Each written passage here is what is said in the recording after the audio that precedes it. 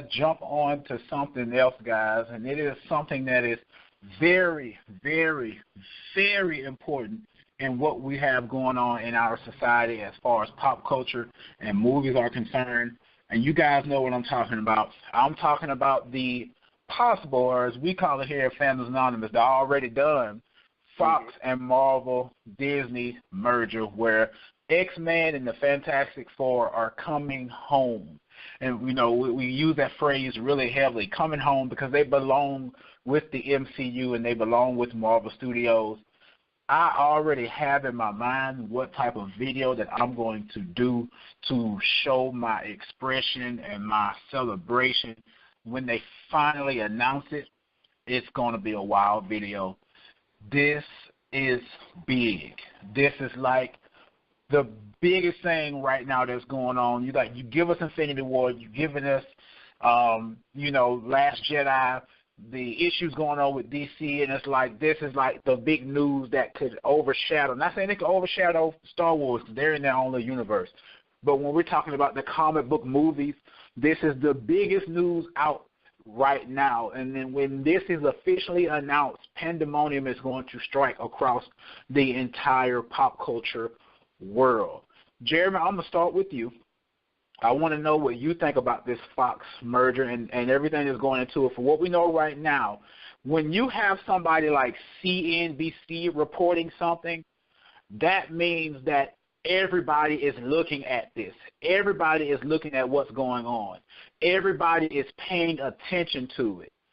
It doesn't get any better than this, guys. It's like to know that we're going to get these characters to come back, and it opens up so much. It opens up theories. It opens up speculations. How's this movie going to be? How's this universe going to be? How are these characters going to come about? How is this going to merge? There's so much to talk about and so much to speculate on. Jeremy, I'm going to start with you. What are your thoughts on this in news and future announcement that we know is coming? What are your thoughts, Jeremy? Let me first preface this by saying I would like to, if possible, your call, but I would like to kind of explore this in two different parts, because there's part A, which is what I want to touch on now, and that is the excitement and the potential for what this could mean to the superhero movie genre and to comic book movies and things like that. But then topic B, I would kind of like to just take a second to explore the ripple effect, and the implications that it could have on the industry as well as just media in general moving forward. So because I'm very much of a school of two different thoughts. And first and foremost, of course, I would love to see the X-Men share a screen with the Avengers. I mean, that would be amazing from a fan perspective. It was the X-Men that got me into collecting comic books. So I am a massive fan of those characters. I feel like if they would have started in the Marvel proper camp, then what we would have had are more true-to-life representations of those characters, especially considering where they started with the Fox Cinematic Universe and how they kind of continue to evolve. Because personally, I don't love the Fox X-Men movies. I love the characters of X-Men, and I think maybe it was my expectations of what those characters should be that kind of hindered my enjoyment of the X-Men movies at first. Then I kind of grew to like them, but then we got these really exciting little one-offs like Deadpool and Logan, and now we've got New Mutants coming out, and they're really, changing it up and trying different things. So I got a lot of respect for Fox for doing that.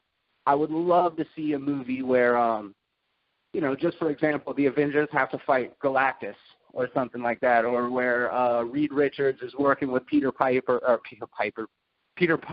on some sort of science experiment. Like, all of that stuff would be super, super cool, and I get the excitement for it.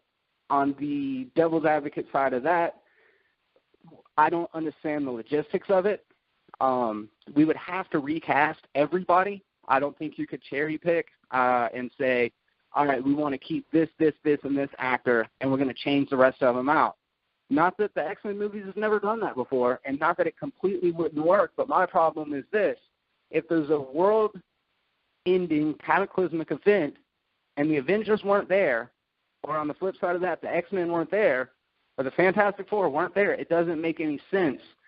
So now we're putting ourselves into a box where every time a Thanos shows up, not only do you have to have the 68 primary cast members from the Avengers, but now we have to have the 50 primary characters from the X-Men and the Fantastic Four movies shoehorned in there as well. And if they don't, it's like, what, do they get the week off? I guess we're just taking shifts and saving the world now. And if they establish that, hey, it's fine. I'm willing to play by the movie's rules as long as they're well established and that they are consistent.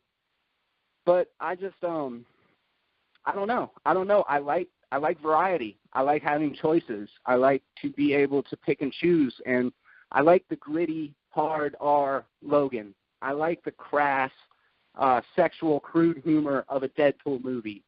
Are we going to get that if they get sold over to Disney? I mean, there's just so much speculating to even have that. I don't have any of the answers, but these are just the questions that I have to ask myself is like, does Fox Studios, 20th Century Fox, remain its own entity, only now they are just literally owned by Disney? Or does Disney put people into those studio systems, and now they're responsible for overseeing this larger cohesive thing, and they all become a part of the Marvel Cinematic Universe? And I don't know that I like that.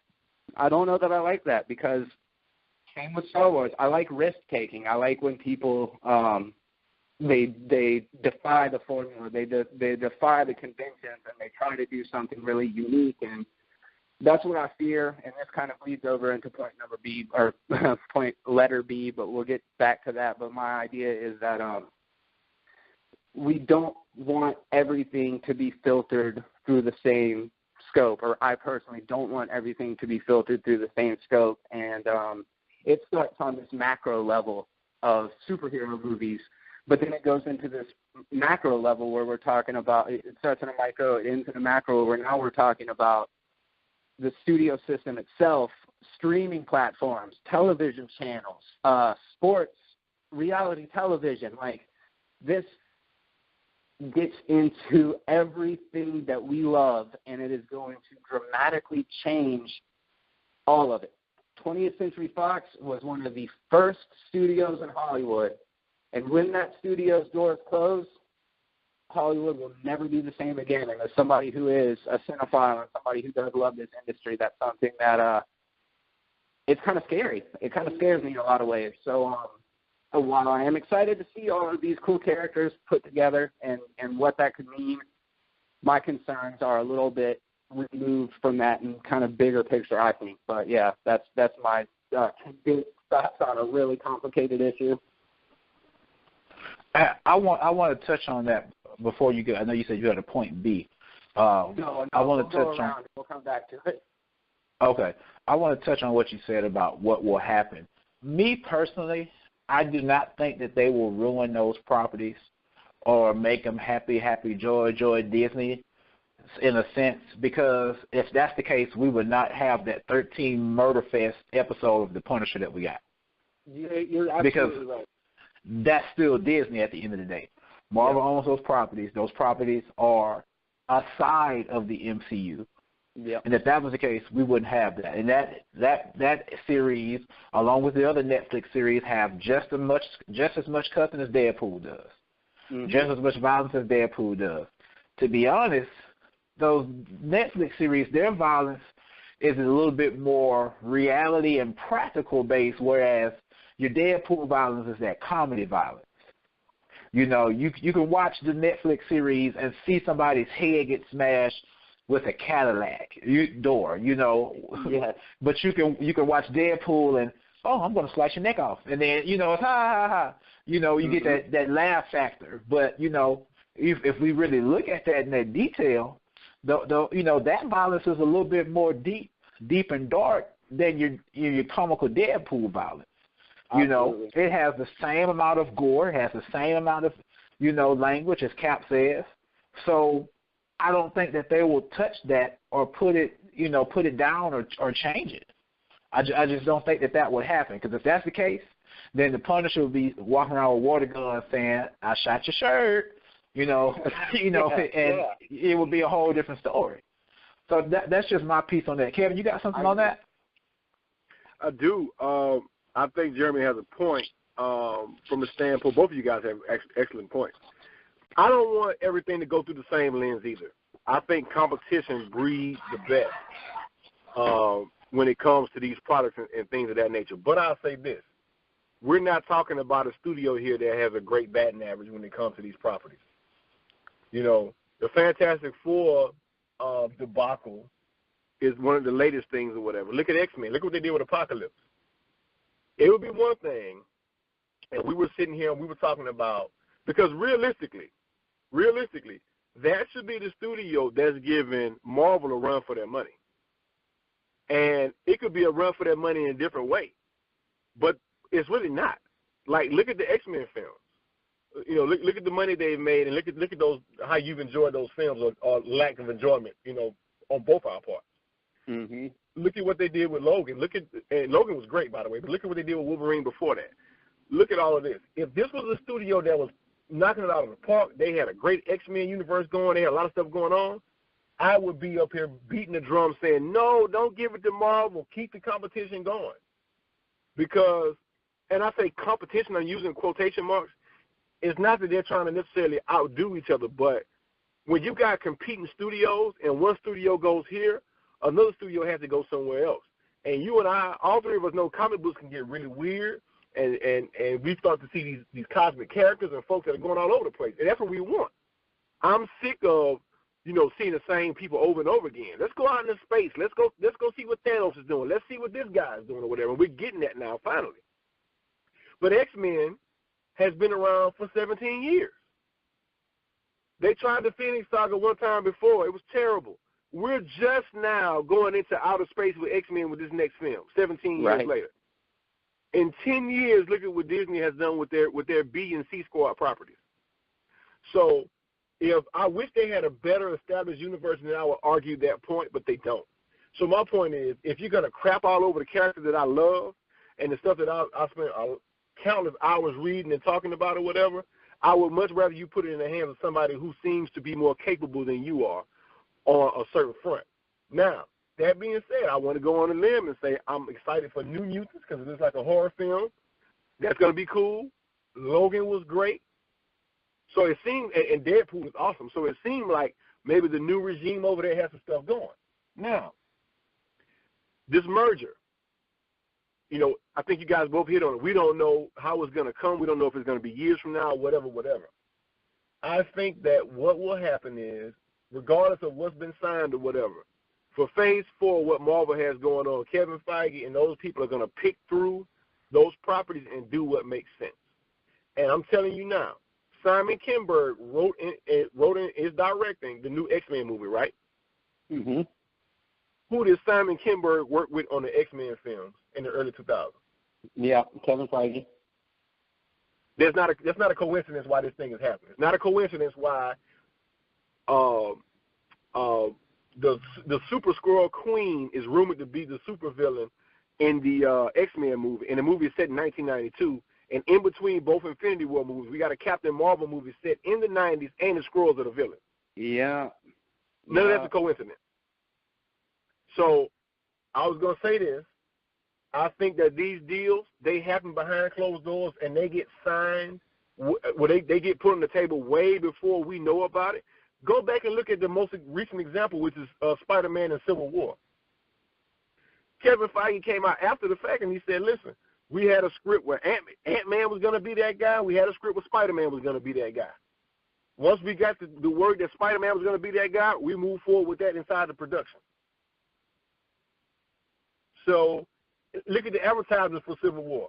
The airport scene where the two groups are running towards each other, in the trailer, Spider-Man isn't even in it. So there's a cut of that exists where Spider-Man didn't have to be there. Just in case Sony started acting stupid, they were going to do it. They could do the movie without him. And I think that comes from proper planning. So the planning to add whoever from Fox to the MCU, it'll be methodical, it'll be well thought out, and it'll be done at a time when things make sense. Out of everything that's going on right now, you know who, and Malcolm, you said this in your other video, just to mention the people's names is great. But you know who the real person is, the real group of people that you want to introduce in the MCU right now, and it just makes the most sense? It's the Fantastic Four. Everybody else can wait. You put the Fantastic Four in right now because those are people you're going to recast. no way in the hell Michael B. Jordan and those guys are coming back. You can recast them right now, and it won't raise any questions. But right now, you got a movie going on with McAvoy and Jennifer Lawrence and everybody else playing the X-Men. So you leave that alone for right now. But just to hit the point home to the fans and say we got this and it's really going on, mention Reed Richards' name in a movie. Don't even cast him yet. Just mention his name in a movie. Because and I'm gonna say this and I'm gonna go ahead and shut it down. I promise. I'm sorry, y'all, I'm getting long. No, it's good. You're losing. You're about to lose your foremost scientist in the MCU. Tony Stark, pretty sure, you know what I'm saying, Bruce Banner's getting ready to go somewhere too. A lot of these guys' contracts are up. The one thing the MCU has always had is a lot of scientists. Don't know how long Michael Douglas is going to be alive as Hank Pym. Michael Douglas is getting a little long in the tooth. You need a scientist in there, folks. We got our magician. Need a scientist. Who is the world's most renowned scientist in the MCU? Reed Richards. Phase 4 is coming. So I see this thing coming from a mile away. So when they make this announcement, I'm pretty sure the world's going to go crazy like Malcolm said. But it's all going to work out. Man, I mean, again, tons of insight that I wasn't even aware of. One thing that I can add to that, I don't know what an amendment it is, but Constantine Films actually owns the film rights to Fantastic Four since 1986. I think they struck a deal with 20th Century Fox that allowed them to have the rights to use the characters in like a joint collaborative sense. Obviously, Constantine Films isn't Fox. So as easy as it would be for Disney to acquiesce that those characters from Fox, I'd imagine it would be much easier to do it from the studios that aren't worth billions of dollars. So I'm pretty sure, they will be able to make it go off without a hitch, but I did just want to throw that in there, that it's not locked that even if this did happen, that we would get the Fantastic Four. However, the probability is definitely on the side that we would.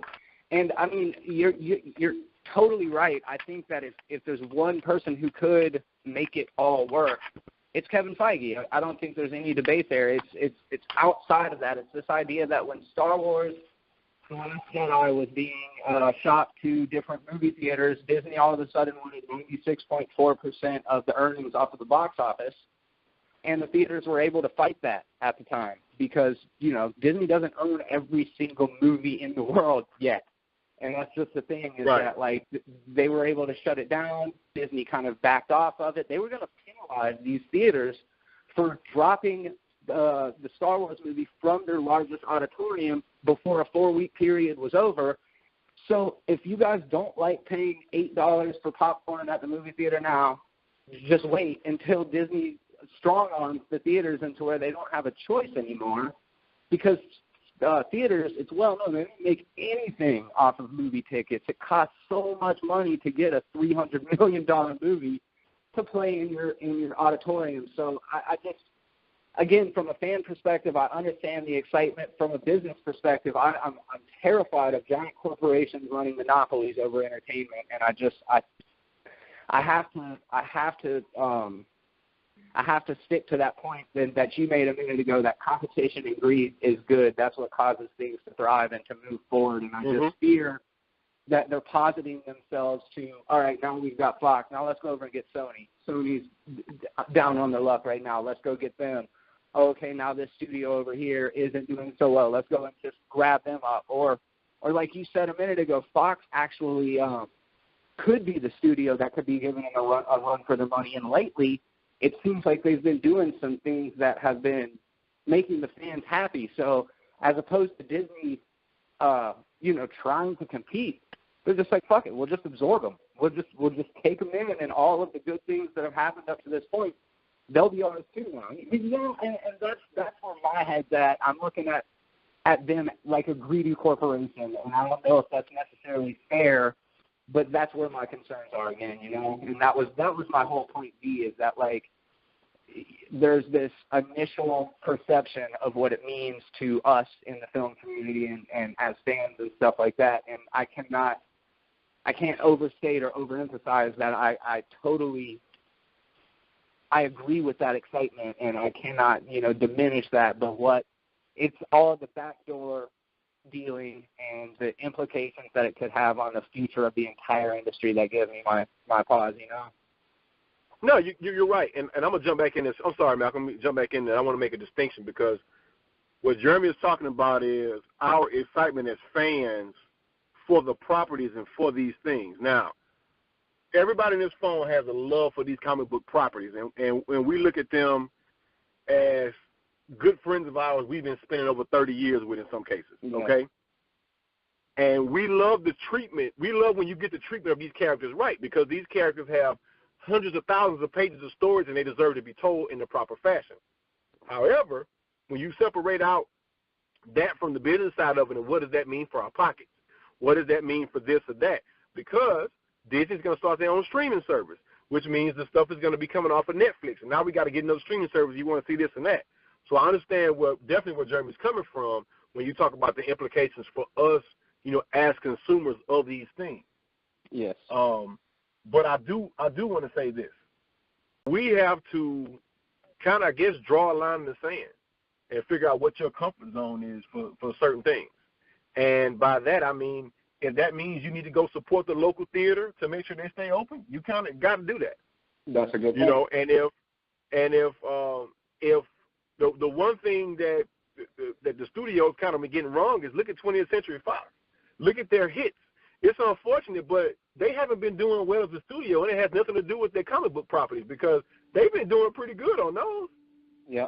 But then you put this Alien, you know, Covenant movie out, and everybody's scratching their head like, what is this now? You know what I'm saying?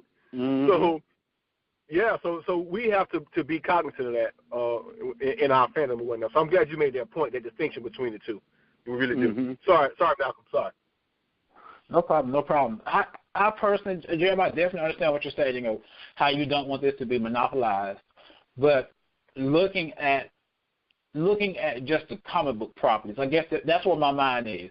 You know, the other stuff, you know, cool, that's going to come along with it. But looking at just the comic book properties, I don't see that as a monopoly because if Marvel had never sold the rights in the first place, we would have all these characters anyway. So I just don't see that singleized part as a monopoly. I just see that as the right things being done in the situation. Those characters are coming back, you know, to where they belong. As far as Disney, you know, controlling everything, I don't think Disney wants to control everything. Of course, you want to have money, and I know a lot of people are thinking, yeah, they do. But Disney to me just makes smart business decisions. I don't want to see everything with Disney's label on it. And there are things that are made that are funded by Disney, but the Disney label is not on there. There are plenty of movies and sub-companies and sub-production companies and under-production companies that are funded or financially backed by Disney, but it's not broadcasted. That Walt Disney logo is not going to come in at the beginning of the movie. It's real quick is a great example of that. Exactly. I was trying to figure out. Stuff. Right, I was trying to figure out what one of those examples, and that's exactly. I watched the video, and that's one thing that they were talking about was Touchstone. Mm-hmm. That's a big example, So if that's the case, every time anything came on with Disney, we would always see do do do do, Deadpool coming on do do do do do do do, whatever comes on, we would always see that. So I think that's the difference. Again, everybody has their feelings about Disney. Me personally, I just really want to be able to have these characters where they're supposed to be. Am I going to miss the opposite movies that Fox was putting out for X-Men? Yes and no, because some of them weren't good. That's just telling the truth. Yeah. Some of them were not good. But Kevin brought up a point about Kevin Feige earlier. Kevin Feige is a mastermind at this now. He's been a mastermind at this type of stuff. Me and Kevin talks about this all the time. You cannot tell me that Kevin Feige doesn't have some paid people sitting in another room off to the side writing scripts about X-Men and Fantastic Four and the other characters. Because look at the whole Sony Spider-Man deal. We were announced that Spider-Man was coming, and all of that was already in place. how he was going to be in Civil War, how all that was going to be done was in place. You can't tell me that Kevin Feige doesn't have a room of writers, a writer's room off to the side, somewhere on that lot, somewhere in a building by themselves, locked tight, airtight, bringing them food every 2 hours, writing stuff down and putting ideas together for what the MCU would be with those characters. And I feel like that might have been contingency plans. We were just talking about contingency plans earlier. I feel like there were contingency plans in place the whole time. Let's just say that these talks came around Age of Ultron time. You can't tell me that Kevin Feige didn't have any plans going on in his head at that time. We can look at all the different aspects and points and changes where the MCU went to another level that Kevin Feige might have had a way if they were to get the rights. Okay, Age of Ultron time, we're around that movie period. Let's throw the X-Men, or let's throw such and such in here in this point. Okay, Guardians of the Galaxy 1 is out. Okay, we just got the rights to X-Men. We're working on Guardians of the Galaxy. Let's show some of the X-Men. Let's show Professor X walking around in one of these different alien space stations that we're at. I really believe that he's had those contingency plans the whole time, just in case. So now we get into a more realistic point of view and a realistic stance where this is going to happen, or this can take place, and he's probably just like, file, click, drag, email, get to work. The stuff is there. So what do you think? I don't think I've had that conversation with you. What do you think about that aspect? Yeah, I think you guys are both right on time. There's no way that they don't have. In a lot of ways, you can almost just plug and play. Like, in a lot of ways, you can have your basic story outline, and then you can reconfigure it to say, well, we were going to use Hank Pym, but now we're going to use Reed Richards. Or we were going to use, like Kevin said a minute ago, we were going to use Ant-Man or Spider-Man, and they can just kind of throw a new skin on it. Like, we're still using the same engine to build the video game, but we're just applying a different spin to it, to create the worlds and to create the characters and all those things. So, yeah, I think you're 100% right about that. And also, let's be honest, the Fox thing probably does have a lot to do with Star Wars. 20th Century Fox owns the distribution rights to A New Hope, which is, the first Star Wars movie that was released. So I'm sure that plays a factor as well. So it is, like you said, kind of bringing everything home, the proverbial home. And I think that's exciting. I just, I don't know. My concerns are just like, do you think that we could take Wade Wilson as is and put him into an Avengers movie? No, but I'm gonna tell you, I'm gonna tell you not the way he is, but I'm gonna tell you something I saw in a video the other day, and I'm gonna say another thing about the name dropping thing, and that goes into what I was talking about different parts in the MCU where they might have wanted to go ahead and include the Fantastic Four, these characters. Think about that scene. Me and Kevin talk about this other. Think about that scene, Jeremy, in Winter Soldier, and Agent Sitwell saying, "We've been watching all of them. Bruce Banner, Stephen Strange." You said that name dropped Dr. Strange back then before we even got Dr. Strange. That line could have went on. We've been watching all of them. Charles Xavier, Reed Richards, Stephen Strange. If that at that time, that name drop could have came in there. Now, when we're talking about Deadpool, though, I watched a video the other day where they said, how would Deadpool come in how he is?